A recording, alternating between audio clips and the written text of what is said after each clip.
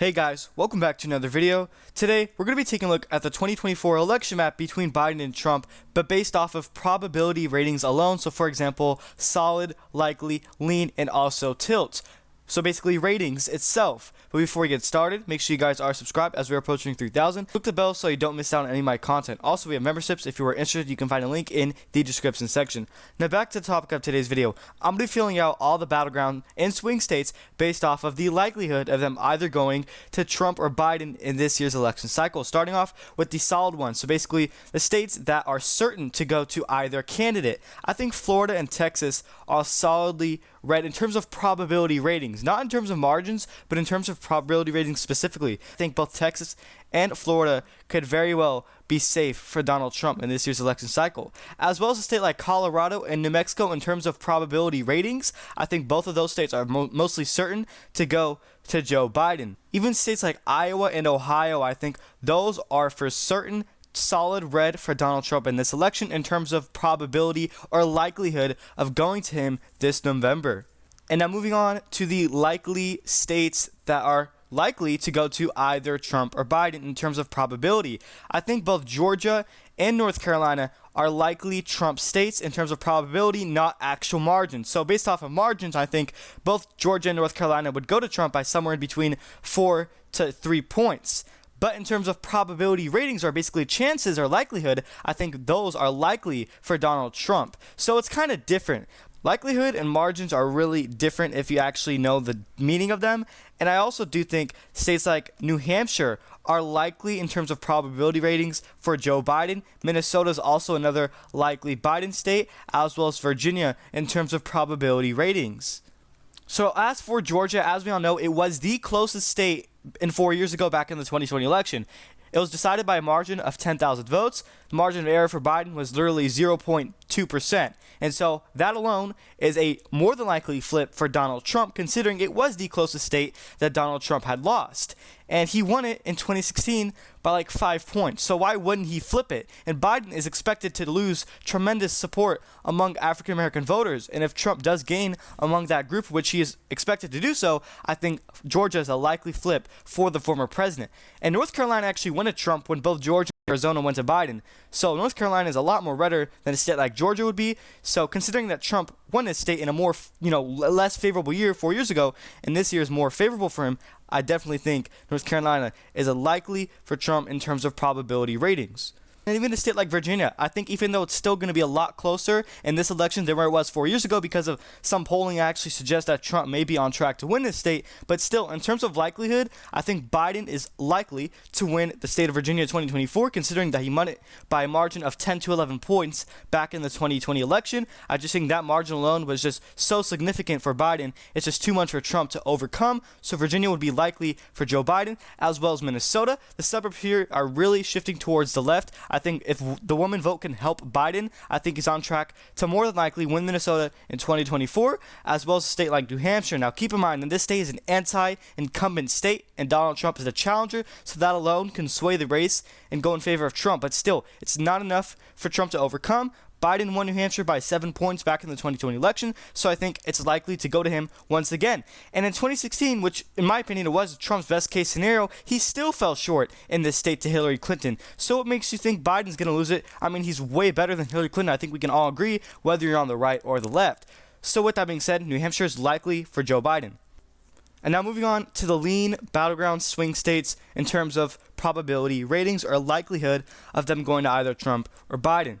So starting off in Nebraska, 2nd Congressional District, I think that is lean in terms of probability ratings for the incumbent president, Joe Biden. Keep in mind, he won this district by like 7% back in the 2020 election. So that margin alone could be enough for him.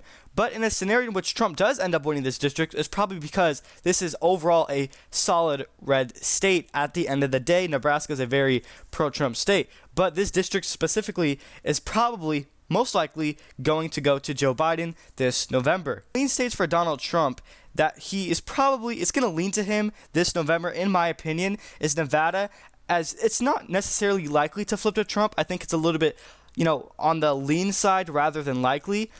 Majority of polls actually has Trump performing significantly strong in this state overall, flipping Reno County or Washoe. and also perform very well in Clark County or the Vegas area. I think the Hispanic vote and Asian vote comes very important in this state specifically, and I think that alone could go in favor of Donald Trump. And I also think Wisconsin would be lean for Donald Trump in terms of probability ratings. Keep in mind, this state was decided by exactly 20,000 votes back in the 2020 election. So if Trump flips 20,000 at the very least, or at the very minimum, then obviously he's going to win this state. And I think flipping 20,000 votes is very possible for the former president. And so with that being said, I think if he's able to perform very well in Green Bay or some of these stronghold Republican counties and run up the score, skyrocket the numbers, I think he's on track to win this state. And if Biden does not hold up to his 2020 numbers in Milwaukee or some of these Democratic strongholds counties, I really think Trump's probably going to win Wisconsin in 2024, considering the economy and inflation and things are just more expensive than where they were 4 years ago. And so with that being said, I think in terms of ratings or probability, Wisconsin would be lean instead of likely for Trump, because obviously it's not likely to flip for him. Biden can still win this state as he did just 4 years ago, but I think it's going to be more on the lean slide for Donald Trump.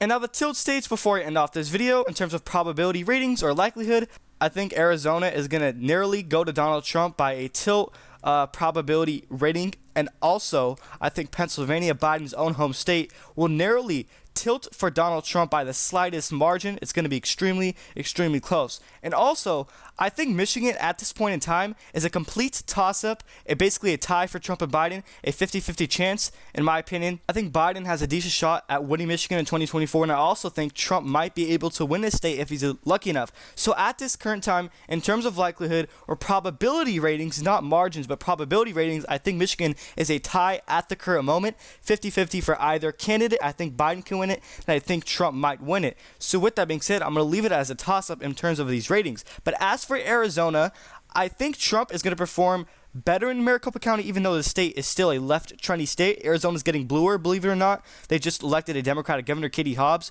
in the 2022 midterms, which they haven't done so since like 2009. They also have a Democratic senator. So Arizona is actually a very blue, trendy state. So that alone can go in favor of Biden. But considering immigration, if that's the number one priority issue to a lot of these voters, and the border crisis is a mess right now, so that issue alone can actually sway the race in favor of Trump, despite it being a left trendy state. And majority polls has Trump winning the state on average by 5%, which is actually a lead margin, but in terms of my probability ratings, I have it tilt for Donald Trump.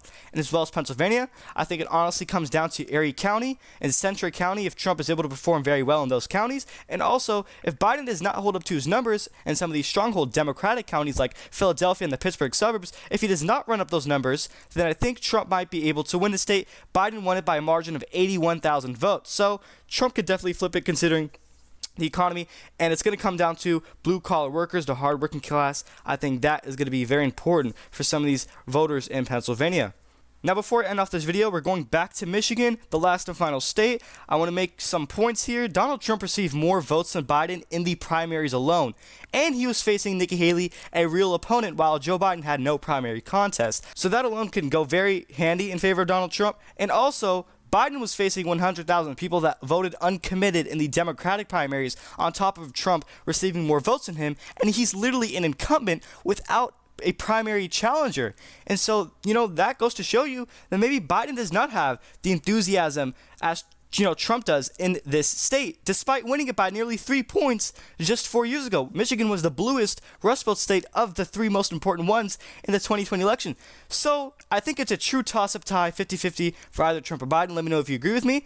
And so Trump wins with 297 electoral votes to Joe Biden's 226 based off of these probability ratings. And one last final reminder before I end off this video is to subscribe as you're approaching 3,000 and click the bell so you don't miss out on main content. Also, we have memberships. You can find a link to that in the description section. Let me know your overall thoughts on the map, what states you agree with or disagree with, and why. That's pretty much it. Thank you everyone for watching.